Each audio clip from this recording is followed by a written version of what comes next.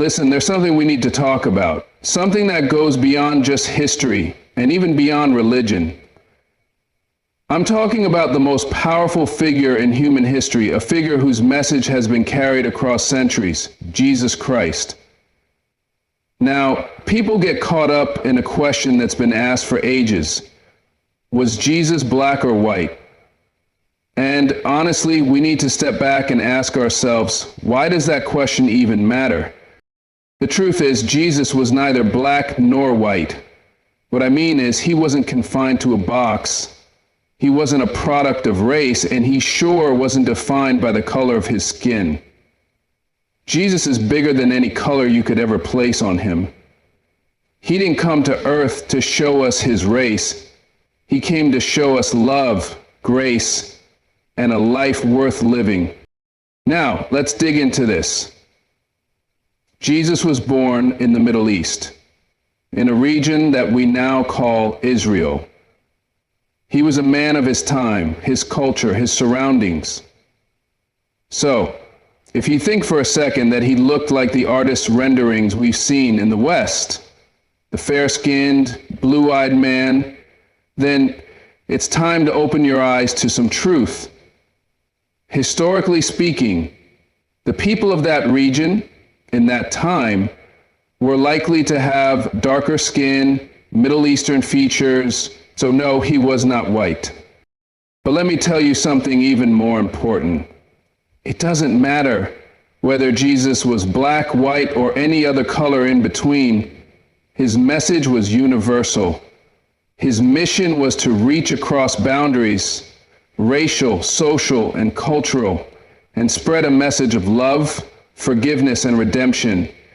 Jesus didn't come for any one race or group. He came for all of us. And when you focus on his skin color, you're missing the point of his purpose. You're missing the power of his message. Think about it. The gospel is about a radical love that transcends all boundaries. It's not about race. It's about grace. It's not about skin color. It's about salvation. You can focus on his physical appearance if you want to, but the question we should be asking is, what has Jesus done for me? What has his life taught me? The answer is, he has taught us how to love one another, how to forgive one another, and how to live with purpose. See, the danger in making Jesus about race is that it divides us. We've seen the images, the pictures of Jesus as a European man, the stories of Jesus as a black man, but what's the truth? The truth is, Jesus didn't come to divide, he came to unite. And when we keep focusing on his race, we're missing the whole point of why he came to earth. Jesus didn't come to be a cultural symbol, he came to be a savior. He came to show us what it means to live a life of integrity, a life of sacrifice, and a life of service. Let me tell you something. Jesus doesn't care what color you are. He cares about your heart. He cares about your character, your actions, your faith. He cares about your love for him and your love for others. Don't get caught up in the details of race, because those details will blind you to the bigger picture. The power of Jesus is not in the pigment of his skin. It's in the power of his words, his deeds, and the transformation he brings into our lives. So here's the bottom line. It's time we stop focusing on skin color when it comes to Jesus. It's time we start focusing on his message. Jesus came to save us all. And if you want to know who Jesus really is, it's not about what color he was. It's about who he was. He was love. He was peace. He was truth. He was hope. He was the ultimate teacher who showed us the way to live a life full of purpose, compassion, and grace. Let's stop trying to put Jesus into a box defined by race and culture. And let's open our hearts to the deeper truth that his message is for everyone. No matter where you're from, no matter the color of your skin, Jesus came for you. And when you understand that, when you embrace that, That's when you truly understand the power of his legacy. Now, don't let anyone or anything limit your view of Jesus. Embrace his teachings, embrace his love, and remember that his message is for every race, every nation, every person. The real truth is that Jesus came to break down the walls that divide us, not build them. So let's focus on his love, his power, his spirit. That's the true message, and that's the message that will change the world. So take this truth with you today. Jesus is not confined by race. He is the Savior of us all.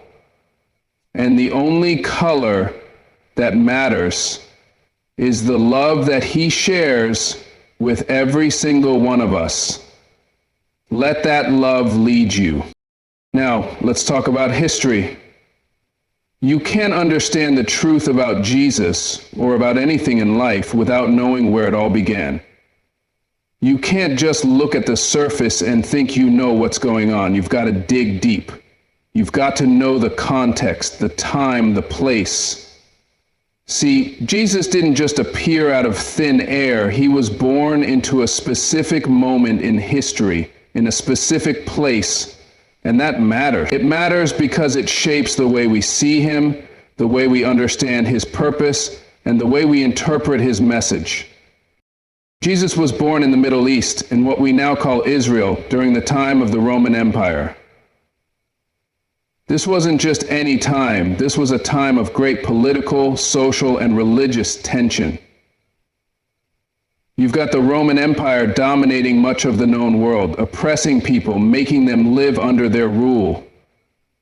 And right there, in the midst of all this, you've got a man who is coming into a world that is struggling, that is divided, that is lost. People were looking for hope. People were looking for a savior. They were living in a world that was dominated by power, greed, and oppression. Now, you've got to understand the culture and the environment Jesus was born into. The Jewish people were waiting for a Messiah, but not the kind of Messiah we think of today.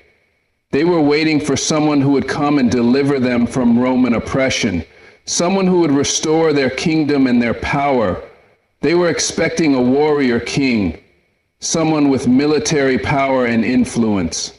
But that's not what they got. Jesus came not as a conqueror, but as a servant. He didn't come with an army of soldiers. He came with a message of love, humility, and grace.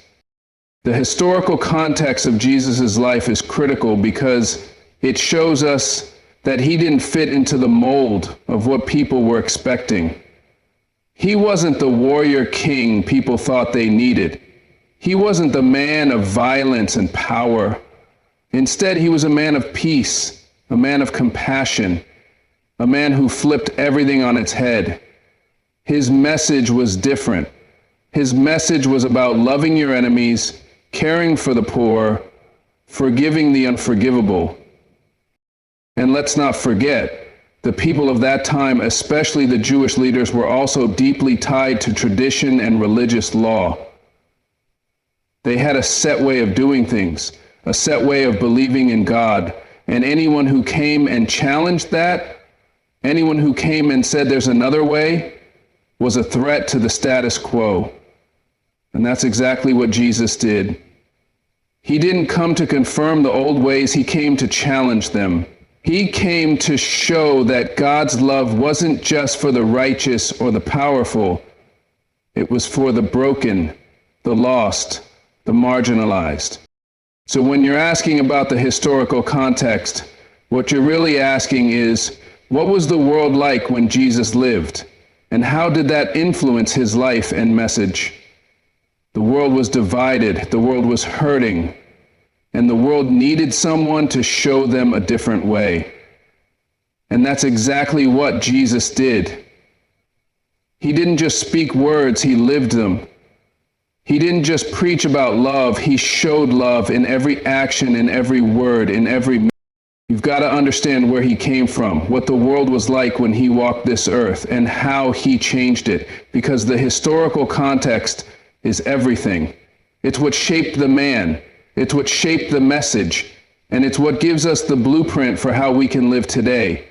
So, don't just focus on the surface. Dig deeper, understand the history, and recognize the power of that context. Because when you do, you'll understand that Jesus' message was revolutionary, it was world-changing, and it was meant for every one of us. And that truth, that understanding of who he was and where he came from, is something that can change the world today. Now, we got to talk about something that's been happening for far too long. Something that's been shaping how we see the world, how we understand history, and how we understand Jesus. And that thing is cultural misrepresentation. See, the truth is, for centuries, people have been trying to fit Jesus into a mold that fits their own image, their own culture, their own ideals. And that's dangerous. Because when you misrepresent who someone is, you distort their purpose. Let me break it down for you. Jesus wasn't born in a European city, in a European culture, with European ideals. He was born in the Middle East, in a land of dark-skinned people, with a culture that was nothing like the one we see in modern Western civilization. But somehow, for centuries, Western art, Western media, and Western education have painted Jesus in a light that's completely out of touch with who he was and where he came from. You've seen it, the pictures, the movies, the portraits. You know the ones I'm talking about, the fair-skinned, blue-eyed, blonde-haired Jesus. It's almost as if he was a man born in a world that didn't exist. This misrepresentation didn't just happen by accident. It's been pushed for a reason, for an agenda. And that agenda was to create an image of Jesus that was more palatable to certain groups of people. It was an image that said, Jesus looks like us. He thinks like us. He believes what we believe. But that's not the truth. The real Jesus didn't fit neatly into any one culture. He didn't fit into the box of what the world wanted him to be. He was born into a culture that was under Roman rule, surrounded by Jewish traditions, and yet his message transcended all of that. His message was not bound by culture. It was a message of love, of redemption, of hope for every single person, no matter where they came from, no matter what color their skin was, no matter what they believed. But here's the problem. When you misrepresent someone's culture, you misrepresent who they are. And that's been happening for years. By presenting Jesus as someone who looked like he came from a European background, we've lost sight of the cultural context he was born into. Jesus didn't come to support one culture or one race. He came to break down the walls that divide us. He came to bring a message of unity, a message that says we are all one, regardless of our background, our race, or our history. So what happens when you misrepresent Jesus' culture? You create division. You create a world where people start believing that Jesus is only for certain people, for certain races, for certain cultures. And that's the opposite of what he stood for. Jesus didn't come to create division. He came to unite. His love doesn't care about your skin color. It doesn't care about your ethnicity. And it sure doesn't care about your background. His love is for everyone. When we talk about Jesus, we have to understand that his message isn't bound by the cultural constraints we've placed on it. His life, his teachings, and his sacrifice were for the world, for all of humanity, and not just a select group of people who fit a certain mold. We've got to get rid of these cultural filters and see Jesus for who he really is. He's not a white man. He's not a black man. He's not a Middle Eastern man, though he was born in that region. Jesus is the Son of God.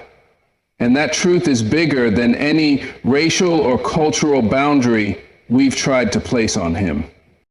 The misrepresentation of Jesus isn't just about images.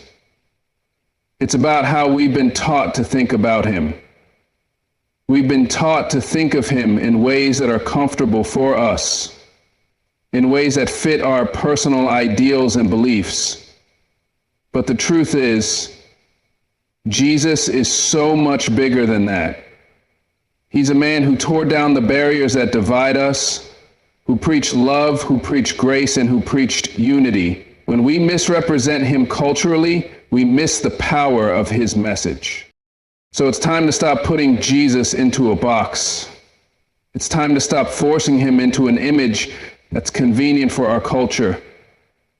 We need to let Jesus be Jesus. And the truth is, when we allow him to be who he truly is, we start to understand the depth of his message. A message that transcends race, culture, history, and all the boundaries we've created. Jesus came to unite us all. And if we really understood who he was, we would know that there's only one culture that matters. The culture of love, acceptance, and grace. That's the real Jesus. And that's the truth that will set us free. Listen to me and listen good. There's something about our world today that has people twisted, and it's this obsession with appearance. We get caught up in how we look, how we dress, how we present ourselves on the outside. But the truth is, who you are on the inside, your spirit, your character, your soul, that's what really matters. We've been told all our lives that the outside is everything, that if we don't look a certain way, if we don't fit the mold that society has made for us, then we're not worth much.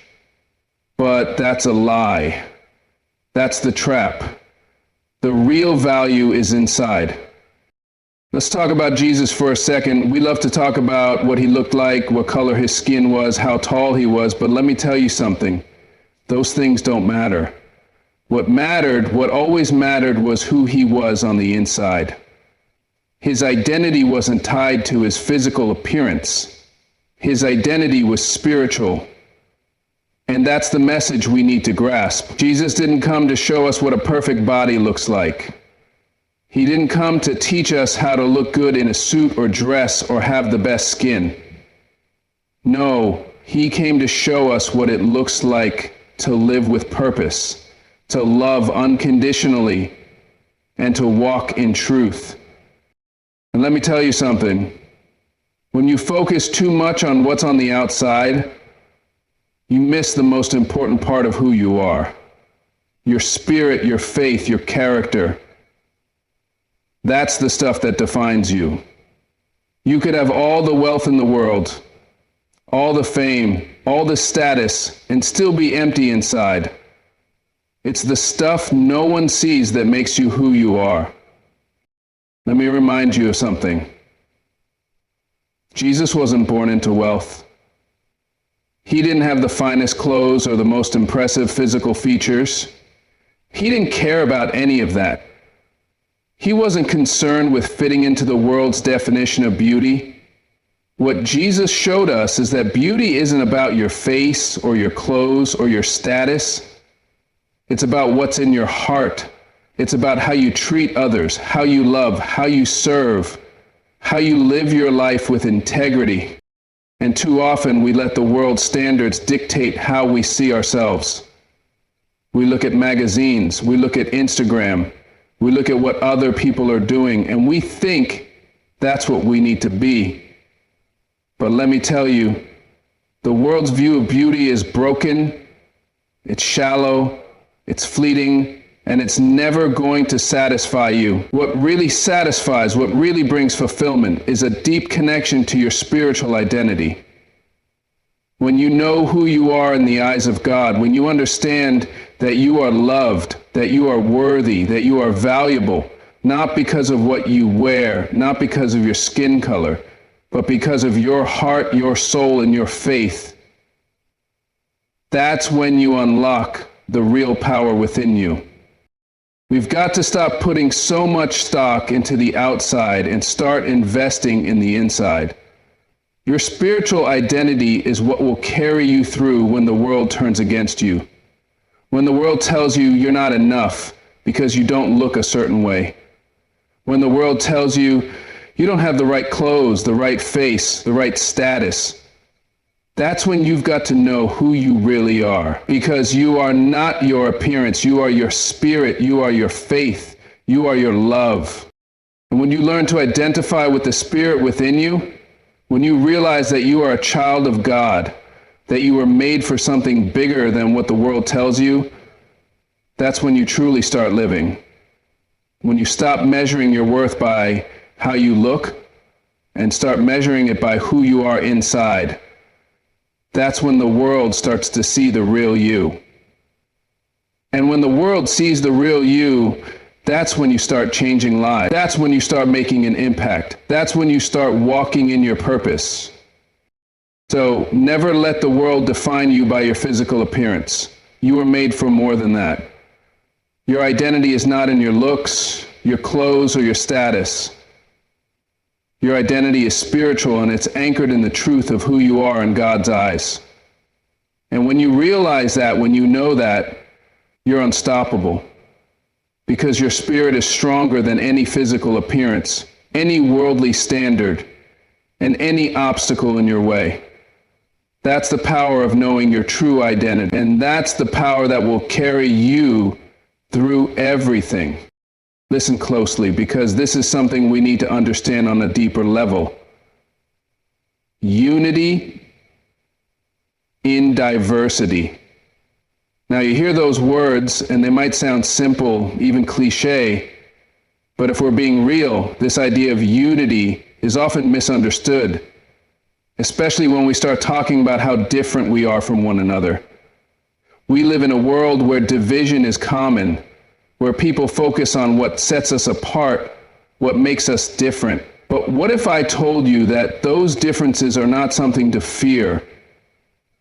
What if I told you that the very things that separate us, the things that make us unique, are actually the things that can bring us together? Look, if you look at the world today, you'll see the separation, the fighting, the labeling, people separated by skin color, religion, political views, you name it. But here's the thing, we're all human beings.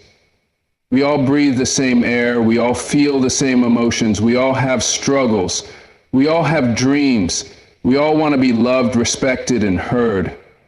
And yet, instead of recognizing that, we spend so much time focusing on what divides us. We let the differences stand in the way of seeing the bigger picture. But unity and diversity is about recognizing that our differences don't make us weaker, they make us stronger. If you look at nature, you'll see it. A garden doesn't only have one kind of flower. You don't just see roses everywhere. You see daisies, tulips, lilies, sunflowers, and more, all growing side by side. And you know what? Each one of those flowers is beautiful in its own right. Each one serves its purpose. And when they come together, when they coexist in harmony, they create something greater than any single flower could ever be on its own. That's what unity and diversity is. We all have something valuable to contribute. You may not see it right now, but the color of your skin, the culture you come from, the beliefs you hold, those things don't diminish your worth. In fact, they enrich the world. They add depth, texture, and color to the fabric of humanity. We need each other. We need the different perspectives, the different ideas, the different ways of thinking. That's how we grow. That's how we evolve. And that's how we build something powerful. But let me tell you this, because it's important. Unity does not mean uniformity. It doesn't mean that we all have to agree on everything, that we all have to be the same. It means respecting each other's differences and finding strength in them. It means acknowledging that we don't all have to walk the same path to reach the same goal. We don't have to see the world the same way, but we should be able to respect each other's right to see it in their own way. We should be able to stand together, even if we stand apart on some issues. Unity in diversity isn't about conformity. It's about collaboration, respect, and understanding.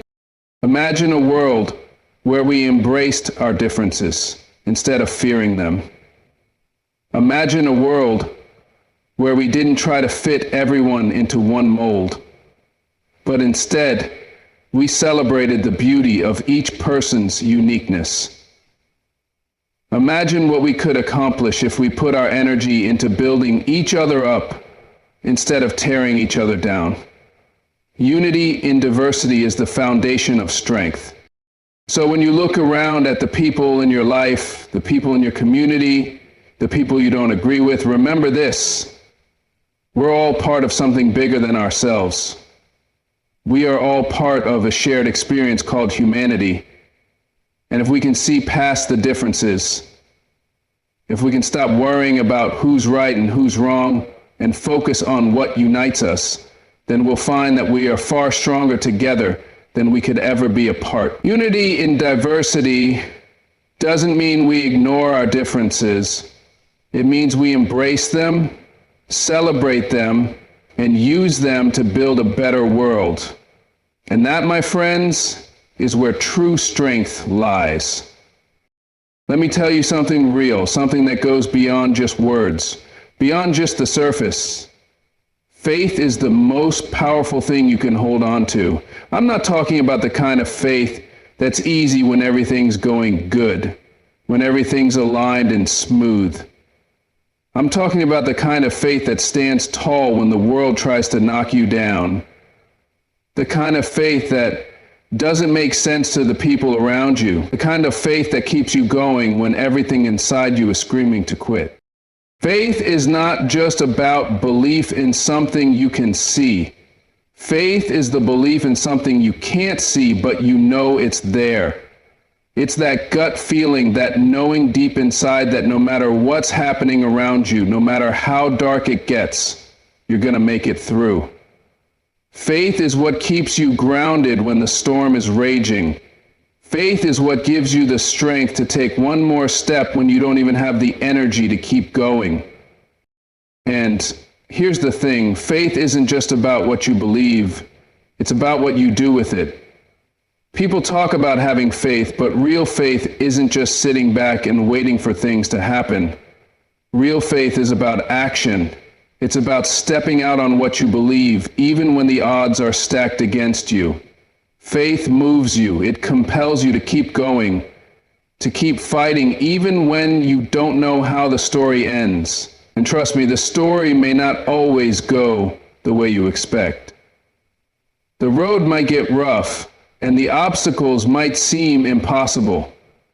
But faith is what makes you keep walking when every step feels like you're walking in the dark. You've got to understand, faith doesn't eliminate the struggle. It empowers you to push through the struggle. Faith doesn't take away the pain, but it helps you endure it. It doesn't make the road smoother, but it gives you the strength to keep moving forward, even when the road feels impossible to navigate. Faith makes you rise above. There's power in having faith, even when everything in you is telling you to doubt. That's when faith is tested, and that's when you find out what you're really made of. It's easy to have faith when the sun is shining, but what about when the storm hits? What about when the foundation shakes and everything you've built is threatened? That's when you see what your faith is really worth. And here's the real power of faith. Faith doesn't just change circumstances, it changes you. It changes how you see the world. It changes how you see yourself. When you hold on to faith, you're no longer looking at problems as roadblocks. You start to see them as opportunities for growth.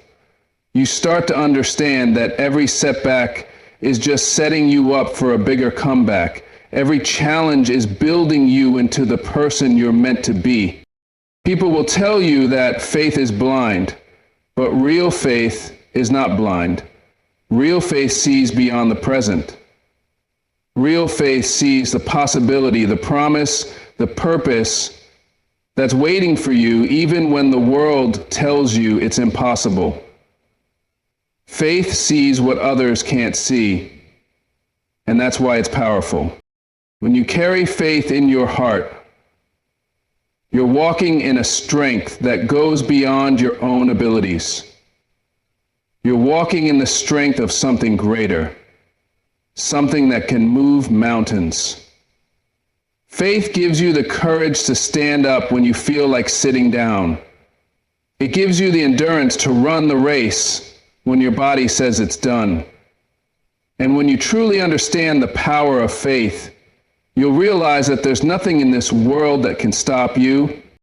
So let me tell you, don't let go of your faith.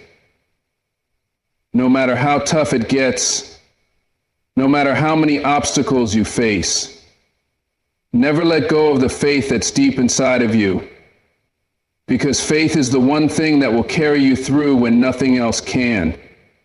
It's the one thing that will keep you moving when you can't see the way. And it's the one thing that will turn your impossible into possible. Faith is power, and that power will change your life forever. As we bring this to a close, I want you to remember something that transcends color, culture, and background. The power of who Jesus is has nothing to do with the color of his skin. It's about what he represented. He came to show us love, to teach us forgiveness, to give us hope. His message was never about how he looked, but about what he did, and more importantly, what he taught us to do.